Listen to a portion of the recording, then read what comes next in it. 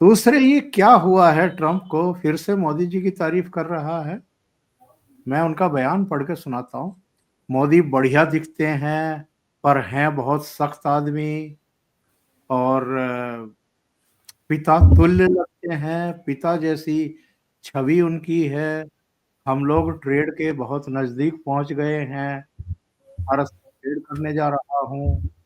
और ये लगातार वही बात रिपीट कर रहे हैं। भारत लगातार उसका खंडन कर रहा है कि रूस से तेल खरीदना भारत बंद करने वाला है।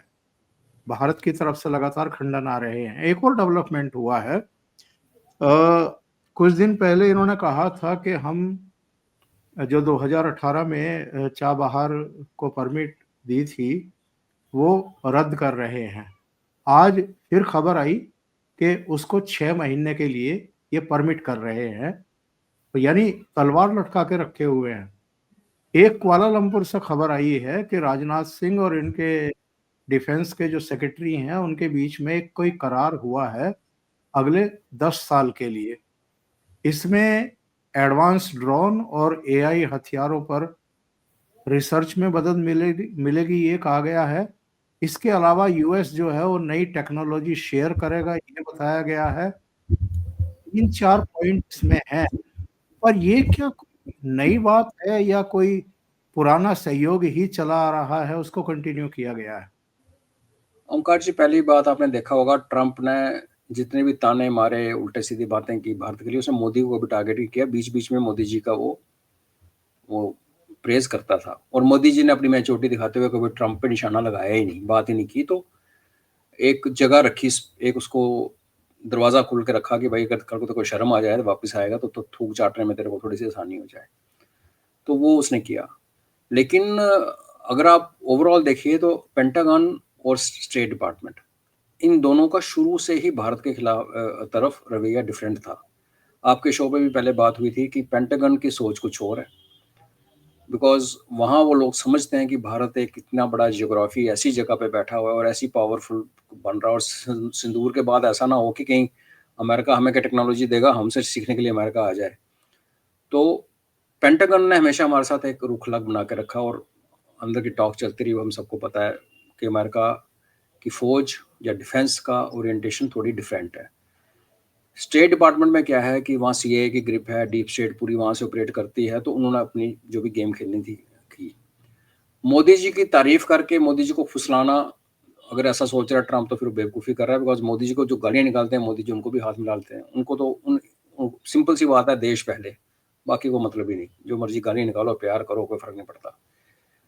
तो हाँ, ये उनको जो आपने एक बीच में ऐड किया, जो चाहबार का क्या हुआ था कि एक्चुअली एग्जाम थोड़ी रिपोर्टिंग में भी हमारे मीडिया थोड़ा सा एक्साइटेड हो जाता है। 29 सितंबर को उसका 5 साल का जो एग्जामिशन थी खत्म हो गई थी, 29 सितंबर 2025। फिर एक बातचीत चल रही थी, तो एक महीने के लिए उसको एक्सटेंड किया, जो अभी अक्टूबर, जैसे आपने कहा परसों वो, और कल से वो 6 महीने के लिए लागू हो गया। जैसे चाइना ने 1 साल की तलवार लटका रखी है रेयर अर्थ की, इन्होंने भी की। अमेरिका ने हमारे पे एहसान नहीं किया। हाँ, ये अजीब सा लग रहा है कि 6 महीने, बस 6 महीने इसलिए कि ट्रेड डील चल रही है। ट्रेड डील जब एक बार सॉलिडिफाई हो जाएगी तो ये भी अपने आप सॉलिडिफाई हो जाएगा।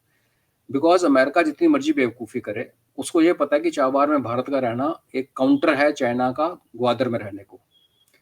अगर आप भारत को यहाँ से निकाल देते हो तो ईरान और चाइना जो वैसे दोस्त हैं, उनको फिर आप जो जो चाइना एक्सपेंशन करेगा गल्फ ऑफ ओमान की तरफ, उस पर अमेरिका को कंट्रोल नहीं रहेगा।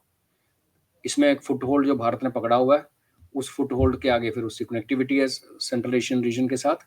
तो काफ़ी सारी देशों के इंटरेस्ट चाबार पे कन्वर्ज करते हैं, और चाइना का भी उसमें एक टर्मिनल चाइना के पास भी है। तो अगर आप यहाँ से भारत को प्लग कर दो तो ग्वादर से लेके चाबार तक सारे का सारा इलाका चाइना के हाथ चला गया। तो अमेरिका एहसान नहीं कर रहा, but at the same time America को ये भी पता है कि ट्रेड का, जैसे हमें पता है उसका, एक वो कह रहा है कि हमसे कॉर्न खरीद लो, बिकॉज कॉर्न और सोया का ढेर लग गया। सोया तो चलो चाइना ने कहा, जैसे आपने कहा, कितना खरीदेगा पता नहीं। और उसमें एक और एंगल है, ट्रंप ने पहली बार आके जब फर्स्ट टेनर में आया था, इसने चाइना को बोला था तुम $200 बिलियन का ट्रेड हमसे परचेज करो, क्योंकि तुम सिर्फ हमें बेचते हो। और इनका एग्रीमेंट था आपस में। चाइना ने कहा था मैं अपना इंपोर्ट बढ़ाऊंगा। जैसे बाइडन आया और इंपोर्ट बढ़ाना बंद कर दिया। तो अभी उसका भी जिक्र कर रहा है ट्रंप कि मेरे को वो भी सॉर्ट आउट करना है जो पिछले 5-6 साल पहले का पेंडिंग पॉइंट है। अब बैक टू चाबार, इसमें ये है कि ये जो ट्रेड डील की जो बात कर रहा हूँ, सॉरी चाबार तो हो गया, ट्रेड डील का ये है कि अभी जो कॉर्न खरीदने के लिए हमें बोल रहा है, हमारी पॉलिसी बड़ी क्लियर है कि जेनेटिकली मॉडिफाइड जीएम क्रॉप हम नहीं खिलाएंगे अपने प्रजा को, और खिलानी भी नहीं चाहिए। उस पर तो मोदी जी कमिटमेंट दे चुके हैं फार्मर्स को और देश को, तो वो नहीं आने वाली। लेकिन क्या और कहाँ यूज हो सकता है? तो जो हमारा ये जो E20 जो एथेनॉल प्रोडक्शन है उसमें यूज हो सकता है, बिकॉज गाड़ी के पेट्रोल के अंदर आप कौन सा एथेनॉल डाल रहे हो कोई फर्क नहीं पड़ता, जीएम हो कि ना हो। अगर वो कंसेशन भारत देता है जो कि क्वांटिटी वाइज बहुत कम है, अगर आप पूरा उनको ओपन दरवाजा खोल देते फिर तो शिप्स भर के आते और हमारे किसान यहाँ पे पैक हो जाते। अगर आप बोल रहे हो कि E20 में जो हम जो E20 डालते हैं पेट्रोल में, उसकी मिक्सिंग के लिए तुम कॉर्न भेज सकते हो, वो एक ऑप्शन है। मगर उसमें प्रॉब्लम एक और है कि हम भारत में जितनी कैपेसिटी है E20 प्रोड्यूस करने की, उतनी एब्जॉर्ब करने अभी तक एब्जॉर्ब हो नहीं रहा। ऊपर से फिर अपोजिशन वाली कहानियां चला देते हैं कि वो गाड़ियां खत्म हो, गाड़ियां खराब हो गई, एवरेज खराब हुई, दुनिया भर में एथेनॉल यूज होता है। बट चलो ठीक है, यहाँ एक ही बाकी दुनिया से यही प्रॉब्लम है कि बाकी जगह पर आपको एक ऑप्शन होती है कि आपने E20 वाला पेट्रोल लेना है कि नॉर्मल लेना है। तो यहाँ सरकार थोड़ा सा वो आई थिंक वो विंडो देनी चाहिए थी, तो जो थोड़ा बहुत प्रोटेस्ट या लोगों का मुंह खुला हो वो बंद हो जाता है। बिकॉज जब एक पेट्रोल आपको 2,000 रुपये सस्ता मिलेगा ना, अपने आप लाइन वहीं पे लगेगी, आपको कहने की जरूरत ही नहीं। बट इनका अपना सोच है, तो उन्होंने बोला कि सब E20 वाला कर दो। तो वो हो गया एक।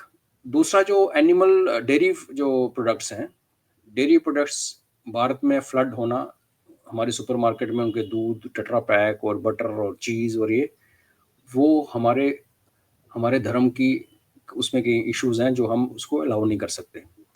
थोड़ा बहुत डेयरी प्रोडक्ट्स आज भी आता है अमेरिका का, और जो हमारे भाई बहन बाहर घूमने जाते हैं वैसे लेके आते हैं कि हाँ बड़ा अच्छा चॉकलेट है, बड़ा अच्छा वो है। ये जो 2-3 चीज़ों पे अटके हुए हैं ना हम लोग, ये अपना वेट बनाने के लिए ट्रंप ने ये 6 महीने की तलवार टांगी। अगर आप देखें ओमकार जी, चाहे भारत और अमेरिका, चाइना और अमेरिका, यहाँ बात हो रही है लेवरेज किसके पास है। कोई प्यार मोहब्बत ट्रांजैक्शनल से भी ऊपर चलेगी, ट्रांजैक्शनल फिर भी एक डिसेंट वर्ड है। अच्छा तो ये होता है कि आप बड़े प्यार मोहब्बत से बिना दूसरे को नुकसान पहुंचाए व्यापार करें, वो कहानी तो खत्म है। अमेरिका ने एक ट्रांजैक्शनल डिप्लोमेसी दुनिया में इंट्रोड्यूस की कि तू मेरे काम का है तो मेरा दोस्त है, जिसने तुम्हारा काम खत्म, तो उसने पाकिस्तान को कितनी बार उठा के बाहर फेंका, फिर गोद में बिठा लिया। लेकिन ये अभी लिवरेज पे आ गए कि तेरे पास कौन सा लीवर है कंट्रोल करने का। तो भारत कहता है कि भाई हम लोग ठीक है, तुम हमारी एक्सपोर्ट इम्पोर्ट रखो, तो हम कहीं और चले जाते हैं, कहीं और कर लेंगे। और चाइना ने कहा हम रेयर अर्थ रोक लेंगे, उसने कहा मैं टैरिफ नीचे करता हूँ। तो बेसिकली गेम लेवरेज की है, जो कि एक अच्छी बात नहीं है एक्चुअली। अगर आप दुनिया का माहौल अगर अच्छा रहना चाहते हो, ऐसा ऐसे ऐसा नहीं चलता, काफी गिव एंड टेक होता है। कई बार आप थोड़ा सा सेटबैक रिसीव कर बर्दाश्त कर लेते हो जस्ट टू मेक श्योर कि चलो चलता रहे। वो वाला इसने पूरा दुनिया का एक डिप्लोमेसी का करेक्टर ही चेंज कर दिया।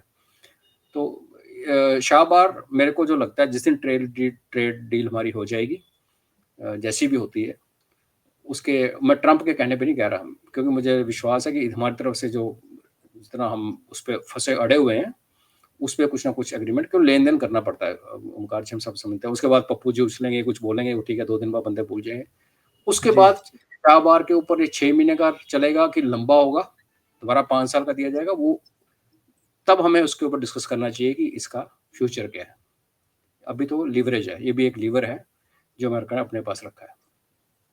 बिल्कुल सही कह रहे हैं।